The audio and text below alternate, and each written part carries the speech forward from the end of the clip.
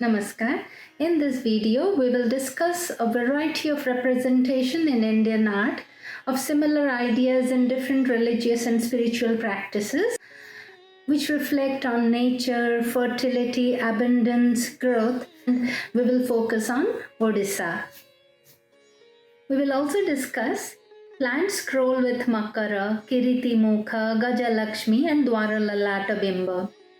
Between 100 and 400 CE, we have record of Chedi dynasty or Mahamegha Vahana dynasty as an important ruling dynasty of Odisha.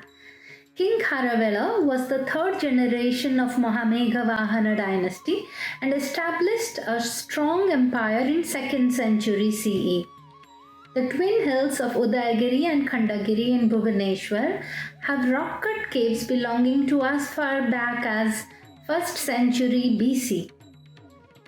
Udayagiri has 18 caves and Khandagiri has 15 caves. It is important to make a note here of the originality of Odisha craftsmanship, which can be seen as far back as there is any preserved proof of artwork found in Odisha. While Ashokan edicts found elsewhere in India have very different attributes such as highly polished and stylized sculptures, in Odisha the elephant sculpture found in Dhauli from Ashoka period is cut out from rock, very naturalistic and rough. The artwork found across India during this time include Bharat in Madhya Pradesh and Amaravati in Andhra Pradesh. The Hathi Gumfa inscriptions of Odisha are in Prakrit or Pali in Brahmi script, and the sculptural carvings both in Khandagiri and Udayagiri caves gives a lot of information on the culture and socio-economic condition of people during this time. The oldest lotus scrolls found in preserved condition today are found in the Udayagiri caves of Bhubaneswar from the 1st century CE. The lotus scroll emerges from the mouth of a makara as part of a torana for the entrance to a cave.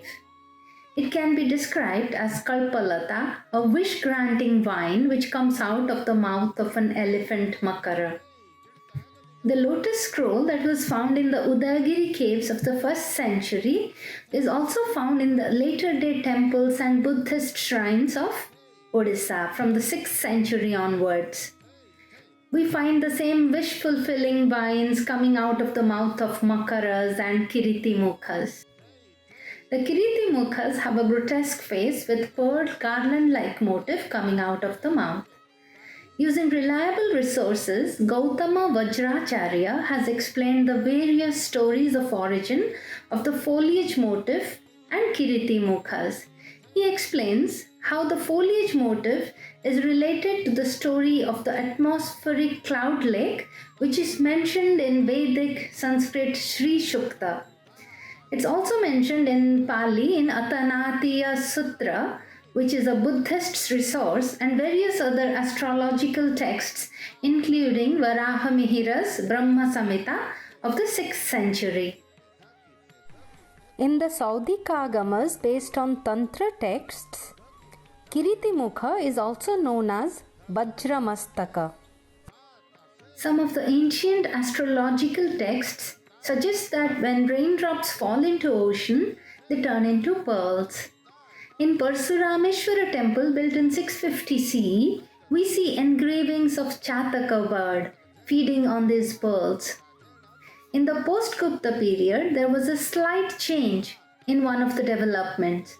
The cloud foliage became a part of the Kiritimukha as seen in the Ajanta cave 1, and the Makaras at the end of the Toranas face outwards. An exceptional and one-of-a-kind example found in Odisha is the entrance Torana to Mukteswara temple. But the Kiritimukha motif was not a substitute for the plant motif coming out of Makara. Rather, they coexisted and various stylistic developments happened around them. In the story of the atmospheric cloud lake, the lake is populated by both real and mythical creatures. It refers to the mud pond, which gets filled up with lotus flowers and a variety of creatures with the arrival of monsoon. Lakshmi is the goddess associated with such phenomenon. In Ananta Gumfa of Khandagiri caves adjoining Uddayagiri caves in Bhubaneswar, engravings of Gaja Laxmi in a lotus lake is found with stalks of lotus around her arms. It's datable to the 1st century CE. The foliage motif is called Megha Patra or Abhra Patra in Sanskrit. Further developments in variety of this motif are discussed in Brahma Samhita of Varaha Mihira of Gupta period. The decorations in this period also include Sri Vriksha, full vessels, Purna Ghata or Patravali, which is floral scroll work, and love scenes, Mithunas. Religious monuments donated by patrons was also called Kiriti in ancient times.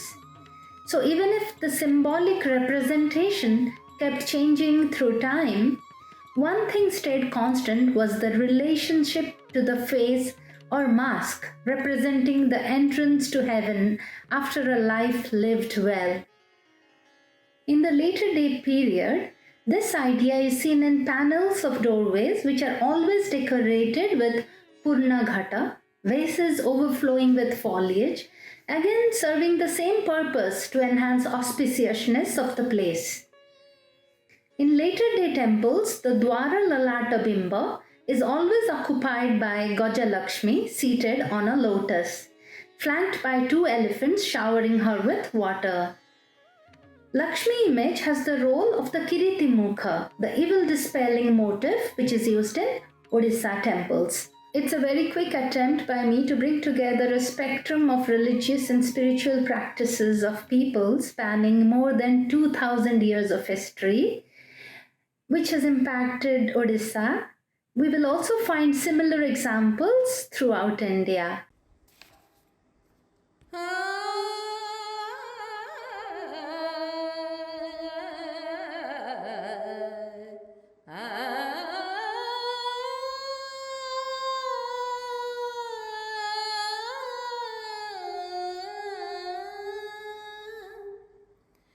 ज्योति कलश छलके, ज्योति कलश छलके, ज्योति कलश छलके, ज्योति कलश छलके, हुई गुलाबी लाल सुनहरी रंग दलवा